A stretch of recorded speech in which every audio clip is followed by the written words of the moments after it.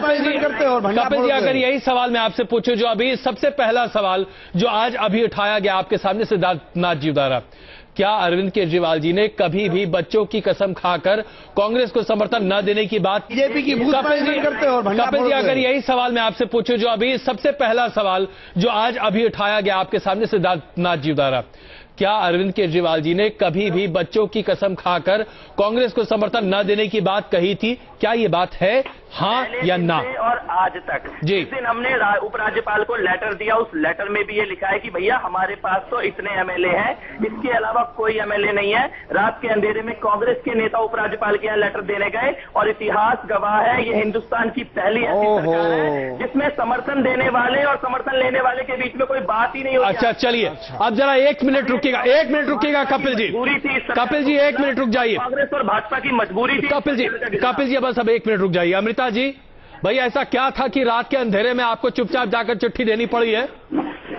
क्या आप लोग डील कर रही थी भाई? अजय जी, ये तो आप वो बात कर रहे हैं कि जो जग जाहिर है कि हम लोगों ने समर्थन मुद्दों पे दिया, हम बार बार उसी पे आ जाते हैं। मैं आपसे ये पूछना चाहती हूँ कि अगर इनको समर्थन नहीं चाहिए था तो क्यों सारी पार्टियों को इन्होंने, बीजेपी को और कांग्रेस को एक चिट्ठी लिखी कि अगर आप इन मुद्दों पे समर्थन देना चाहते हैं तो दीजिए। देखिए, ये तो वही बात होगी कि हर बात पे इनको दाल में काला दिखता है, क्योंकि इनकी खुद की पूरी दाल काली है, इसलिए इनको हमेशा से इनकी बातें करने का मौका मिलता है। फैशन है क्या नरेंद्र मोदी जी के भी बोलना? जी एक तानाशाही लगा कि मुझे तो लोकतंत्र पे विश्वास करना पड़ेगा और मुकेश अंबानी को आप पैसा दे रहे हो, मुझे मानना पड़ेगा। मुकेश अंबानी की कंपनियों को, बिजली कंपनियों को आपने आज वित्तीय बिल पास करा के 300 करोड़ रुपए दे रहे हैं। अंबानी की कंपनी को पैसा आप दे रहे हैं, हम लोग नहीं दे रहे। अरे हमारी कैसे सेटिंग हो गई उनसे? अरे आप सब्सिडी आप दे रहे हैं, आपको समझ नहीं आता? जनता को सब्सिडी देकर उसको बिजली की माफी और रियायत का वादा अच्छा, और तुम नहीं हो भाजपा के?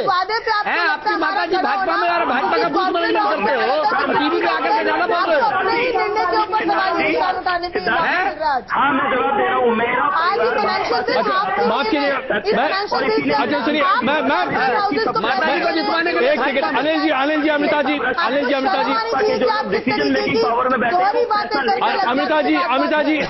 जी माफ कीजिएगा, ये मुझे मालूम है। अच्छा अमृता जी एक सेकंड। कपिल जी, अभी आपने कहा कि नरेंद्र मोदी ने दिल्ली के तमाम विधायकों को कहा कि वो जाके जन लोकपाल का विरोध करें। बिल्कुल कहा जी। अच्छा, अब एक सेकंड जरा ये बता दीजिए कि ये जानकारी आपको कहाँ से मिली? आप बीजेपी के विधायक है क्या? मालूम है सर, नरेंद्र मोदी किसको मालूम है? कैसे मालूम है? दिल्ली आए थे, उसके बाद से ही भाजपा ने खुलकर जन लोकपाल का विरोध किया। अरे आपको वोटिंग की है? अरे कपिल जी ये बयान देने से पहले जरा एक बार बता तो दीजिए, उस मीटिंग में आप थे क्या? भाजपा का नेता कौन है? नहीं, अरे नहीं, नेता कौन है भाजपा का? नहीं, अरे कपिल जी आप लोग, कपिल जी, अमृता जी जरा एक सेकंड, अमृता जी 1 मिनट, अमृता जी, नेता की मर्जी के बिना अमृता जी एक साल पर वोट किया तो अपने नेता। कपिल जी जरा मुद्दे पर आइए ना प्लीज, आइए मुद्दे पर आते हैं ना जरा। देखिए मुद्दे की बात, मुद्दे पर जरा सुनिए। बात यह है कि आज कांग्रेस और भाजपा ने मिलकर जन लोकपाल। तो मेरी बात तो सुन लीजिए, आप बात ही नहीं सुनना चाहते। मेरी बात आप ये बताइए, आपने बड़ी जिम्मेदारी से यह बयान दिया कि नरेंद्र मोदी के आदेश पर यह किया गया है, आपके पास इसका कोई प्रमाण है क्या? सर आप कहते हैं कि अमुक कि वो बिना नरेंद्र मोदी की मर्जी के काम करते हैं। कपिल मिश्रा जी, ये देखिए भाजपा के लोग, कपिल मिश्रा जी, क्या भाजपा के लोग? कपिल मिश्रा जी बात कीजिएगा, बहुत ठेठ भाषा में यूपी और बिहार में कहते हैं बकैती, ये बकैती है। सर जी देखिए आप देखिए ऐसा नहीं होता, आप लोगों पर आरोप लगाकर भाजपा के नेता उनसे देखिए, बुरा मत मानिए कपिल जी, कोई बात है क्या? कपिल जी सुनिए तो सही, आप बुरा मत मानिए। देखिए ऐसा है कि हम लोग सब चाहते हैं कि आम आदमी पार्टी जो मुद्दे लेकर उठ रही है उस मुद्दे पर टिके, लेकिन आप लोग ये गुरिल्ला वॉरफेयर बंद कीजिए भाई। सर गुरिल्ला वॉरफेयर नहीं है ये, जनता की ईमानदारी की और सच्चाई की लड़ाई है। आपने जो तमाम, अच्छा चलिए कपिल जी मैं आपसे एक और सवाल पूछता हूँ।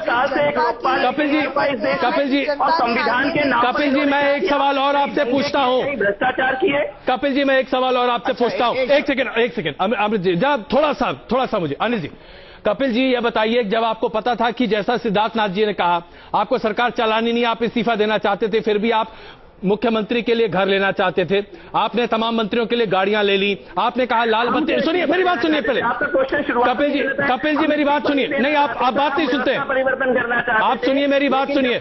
कपिल जी मिलकर जन लोकपाल कपिल जी समझौता नहीं किया। कपिल जी आप बात सुन लीजिए पहले, और उसके अमृता जी एक सेकंड प्लीज। वैसे आज कपिल जी अमृता जी एक लाइन के अलावा ये कोई जवाब नहीं देंगे आज। बिल्कुल कपिल जी जरा साथ मिलकर वोटिंग करें, आप दोनों साथ मिलकर वोटिंग आप आम आदमी होके अपनी माता जी के लिए एक करते हैं। मैं सिद्धार्थ नाथ जी बहुत मुस्कुरा रहे हैं इसमें, और मैं जरा यहाँ पर एक सवाल, मैं आप सबों से क्षमा चाहता हूँ, जरा ये एंकर टाइम आउट है, anchor time out. Kapil ji बस इतना बता दीजिए, आपको सरकार में रहना नहीं था फिर भी आप आवाज चाहते थे, आपको सरकार में रहना नहीं था फिर भी, सुन लीजिए ना, सवाल सुन लीजिए। कपिल जी आप सवाल नहीं सुन रहे हैं। सरकार में रहना नहीं था ये किसने कहा? अरे नहीं रहना था, को पूरा करना था। मेरी बात सुन लीजिए, आप नहीं सुनना चाहते, आप सुनना नहीं चाहते सर, जरा सुन लीजिए मेरी बात सुन लीजिए। अगर सरकार में रहना था तो आप सरकार शपथ लेने के 48 घंटे के भीतर आपकी सरकार ये कहती नहीं दिखाई देती कि हम इस्तीफा देना चाहते हैं, हमें अगर नहीं काम करने दिया जाएगा तो हम इस्तीफा दे देंगे, हमारी सरकार कभी भी गिर सकती है। आप बार बार दिल्ली की जनता को धमकाते रहे हैं, सुन लीजिए, आप दिल्ली की जनता को धमकाते रहे कपिल जी। एक ना एक दिन यही करेंगे, एक साथ आके आम आदमी पार्टी की सरकार को गिराएंगे, ये हमें पहले दिन से मालूम था। ये हमारे लेटर में भी लिखा था जो सोनिया गांधी और राजनाथ सिंह जी को दिया गया, हमें मालूम था इनका इतिहास है, ये दोनों मिलकर भ्रष्टाचार को बढ़ाने के लिए कुछ भी कर सकते हैं। क्रिएट मत करिए, संपूर्ण तक्षशिला का ज्ञान इनके ही दिमाग में घुस गया है। हम लोग तो बकलोल हैं, पागल हैं। इनकी माता जी मेयर थी, इन्होंने कितने पैसे दिए थे माता जी को मेयर बनाने के? कपिल मिश्रा जी, आपकी माता जी भाजपा से मेयर थी, और भाजपा को अगर आप भ्रष्ट कर रहे हैं तो आपने अपनी माता जी को मेयर बनाने के लिए कितने पैसे दिए थे? किस भाजपा के नेता को दिए थे? मैं बता देता हूँ ना आपको, मेरा परिवार भाजपा से जुड़ा है और मुझे पता है कि भाजपा के नेता भ्रष्ट हैं। भाजपा अच्छा, कितने पैसे दिए थे मेयर बनाने के? आप भाजपा के लिए बूथ मैनेजमेंट करते हैं, और अगर भाजपा भ्रष्ट थी तो माता जी को तो पहले बोलते भाजपा छोड़ दें। भाजपा और कांग्रेस है, इस देश का हर नौजवान ये जानता है कि इसको व्यक्तिगत स्तर पर नहीं रखते। जी सिद्धार्थ जी, क्या किया, नितिन गडकरी ने क्या किया, ये हमने देखा। कपिल जी एक सेकंड, कपिल जी एक सेकंड, कपिल जी एक सेकंड। जी सिद्धार्थ जी। अजय जी, मैं आपसे अनुरोध करूंगा, आप एंकर हैं, इस लेवल की डिबेट पे हम लोग सर आप पर्सनल हो रहे हैं, मैं तो मुद्दों पे बात कर रहा हूँ। चाहिए सभी लोगों को। बिल्कुल, मैं भी नहीं चाहता कि व्यक्तिगत आरोप और टिप्पणियां हो यहाँ पर। बिल्कुल सर, मैंने तो मुद्दों पे बात की है। नहीं, आप मुद्दे पे बात नहीं कर रहे कपिल जी, जब शांत सर आप पर्सनल हो रहे हो क्योंकि आपके पास जवाब नहीं है। जी नहीं, कोई नहीं पर्सनल हो रहा है। आप कह रहे हैं कि आपने जन लोकपाल के ऊपर आपने इस्तीफा दिया, आपसे 4 प्रश्न पूछे, उसका एक जवाब नहीं दिया। अब मैं जन लोकपाल पे ही आ जाता हूँ, उसका ही जवाब दे दीजिएगा। राजनीति देखी है, उसमें हमारे जवाब आपको समझ नहीं आएंगे सर, आपको जनता का जवाब ही समझ में आएगा जो अभी थोड़े दिनों में मिलने वाला है आपको। कपिल जी थोड़ा सा संयम रखिए, जितनी उत्तेजना आपके अंदर है ना, उसका मैं मुंह तोड़ जवाब अभी दे सकता हूं, कोई फायदा नहीं होगा। दिल्ली में कांग्रेस का हाल हुआ है, संयम से बात करिए,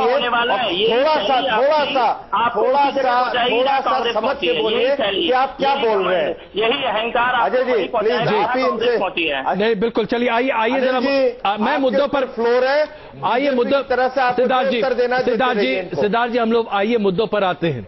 व्यक्तिगत आरोप और टिप्पणी अलग छोड़िए। बिल्कुल सिद्धार्थ जी, हम लोग सीधे मुद्दे पर आते हैं। मैं कपिल जी बस एक सीधा सवाल आपसे जानना चाहता हूं, अगर इस पर हम लोग चर्चा कर सके तो।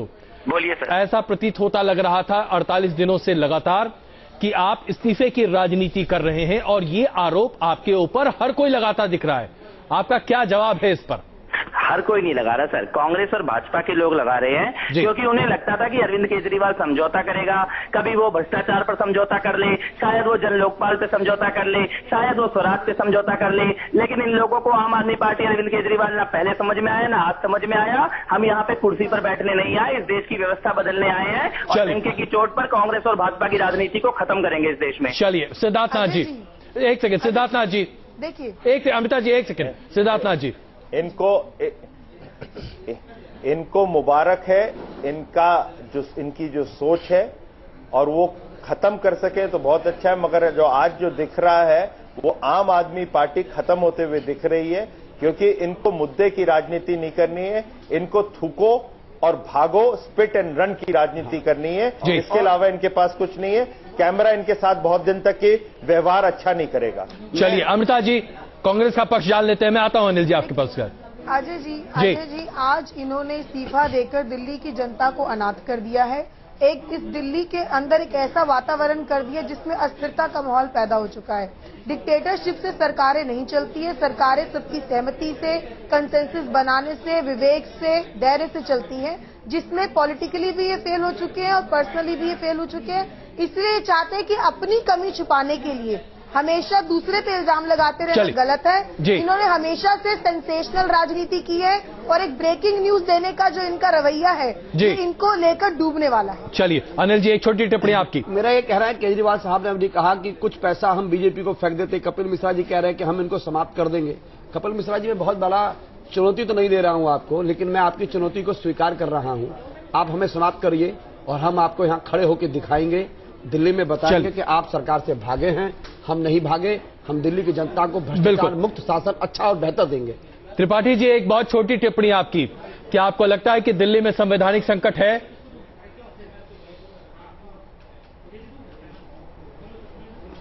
संवैधानिक संकट है और दिल्ली में संवैधानिक संकट की जो परिस्थितियां पैदा हुई हैं जी, उसमें आज बहुत सीमित विकल्प हैं। प्रेसिडेंट आर वेंकटरामन ने अपने ऑटोबायोग्राफी में the presidential years of my life में कुछ कन्वेंशंस दिए थे कि किस तरीके की अगर ऐसी परिस्थिति हो जब कोई एक पार्टी मेजॉरिटी में न हो, बिल्कुल, तो किस तरीके से प्रेसिडेंट को या राज्यों में गवर्नर को और यूनियन टेरिटरीज में लेफ्टिनेंट गवर्नर को गवर्नमेंट इनवाइट करने के लिए बिल्कुल प्रोसीजर फॉलो करना चाहिए। त्रिपाठी जी, क्षमा कीजिएगा, मेरे पास बस 30 सेकंड है। क्या आपको लगता है वो कन्वेंशनल, बिल्कुल सिर्फ 30 सेकंड में त्रिपाठी जी इतना बता दीजिए कि क्या सबसे बड़ा सबसे अच्छा रास्ता बीजेपी को सरकार बनाने के लिए न्योता देना है उपराज्यपाल के पास? नहीं, मुझे नहीं लगता कि बीजेपी इसके लिए स्वयं तैयार होगी, क्योंकि उनके पास जो अपेक्षाकृत बहुमत है उसमें कुछ सीटें कम हैं जी, और दूसरे दलों का उनको सहयोग अगर नहीं मिलेगा, जो कि स्वाभाविक है नहीं मिलेगा जी, तो अभी बेहतर यही होगा कि वे राष्ट्रपति शासन लगाएं। बिल्कुल, और अगला चुनाव जी। त्रिपाठी जी, बहुत क्षमा चाहूंगा आपसे, इस चर्चा को हमें यहीं पे खत्म करना पड़ेगा। आप सबों का बहुत धन्यवाद इस चर्चा में शामिल होने के लिए। इतना तो तय है कि दिल्ली के लिए आने वाले दिन एक संवैधानिक संकट से कम नहीं है। वापस आ रहे हैं, ये लगातार विस्तृत चर्चा जारी है। अरविंद केजरीवाल के इस्तीफे से क्या कुछ बदलता दिख रहा